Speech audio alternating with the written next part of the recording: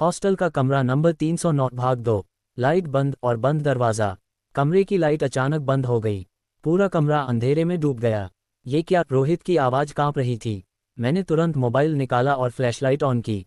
दरवाज़ा खींचने की कोशिश की लेकिन वो नहीं खुला। अंदर से लॉक हो गया, मैंने कहा। तभी टक टक टक आवाज़ अलमारी के अंदर से आई। हम दोनों जड़ हो गए। अलमारी धीरे धीरे अपने आप बंद होने लगी जबकि वो पहले से खुली थी। चर्र, जैसे अंदर कोई हो और दरवाज़ा खुद बंद कर रहा हो। रोहित धीरे से बोला, अंदर कोई है। बकवास मत कर, मैंने कहा, लेकिन मेरी आवाज़ भी कांप रही थी। तभी अलमारी के अंदर से खरोंचने की आवाज़ आने लगी। खर्र खर्र खर्र, जैसे कोई अंदर से बाहर निकलने की कोशिश कर रहा हो। रोहित पीछे हट गया। दरवाज़ा खोल जल्दी, उसने कहा। मैंने फिर दरवाज़ा खींचा लेकिन वो जाम था। और अचानक अलमारी का दरवाज़ा जोर से खुला। धड़ाम, हम दोनों चीख पड़े, लेकिन अंदर कोई नहीं था। सिर्फ वही खरोंच और दीवार पर एक नई लाइन लिखी थी। 3:09, इंतज़ार करो। हमने एक साथ घड़ी देखी। रात के 2:58। कमरे में ठंड बढ़ने लगी, जैसे एसबड़ी चल रहा हो, जबकि कमरे में एसबड़ी था ही नहीं। रोहित बोला, मुझे अच्छा नहीं लग रहा। मैंने कहा, 3:09 तक इंतज़ार करते हैं। हर मिनट घंटों जैसा लग रहा था। 3:05, 3:06, 3:07। तभी कदमों की आवाज़। गलियारे में धीरे धीरे टक टक टक, जैसे कोई नंगे पांव चल रहा हो। आवाज़ हमारे दरवाजे के सामने आकर रुक गई।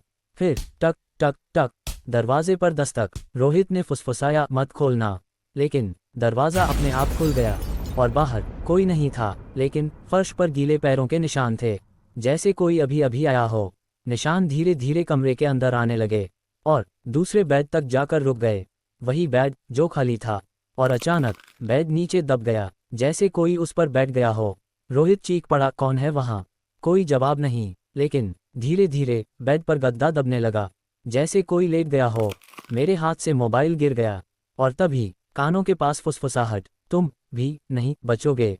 मैंने पीछे मुड़कर देखा, कोई नहीं था, लेकिन रोहित गायब था। रोहित। मैंने चारों तरफ देखा, कमरा खाली था, दरवाज़ा खुला था। मैं बाहर भागा। गलियारा खाली था, लेकिन फर्श पर खून की पतली लाइन बनी हुई थी, जो सीढ़ियों की तरफ जा रही थी। मैं उसके पीछे भागा, लेकिन जैसे ही सीढ़ियों तक पहुंचा, खून गायब हो गया, जैसे कुछ था ही नहीं। अगली सुबह रोहित कहीं नहीं मिला। वार्डन ने कहा, वो तो रात में ही हॉस्टल छोड़ गया, लेकिन उसका सारा सामान कमरे में ही था। और डायरी अपने आप खुली हुई थी। नए पेज पर लिखा था, अब तुम अकेले हो, और नीचे मेरे नाम के साथ आदित्य 309। उस दिन के बाद हर रात 3:09 पर मुझे कदमों की आवाज़ सुनाई देने लगी।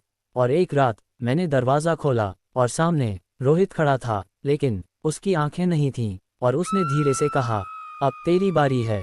समाप्त, या शायद नहीं।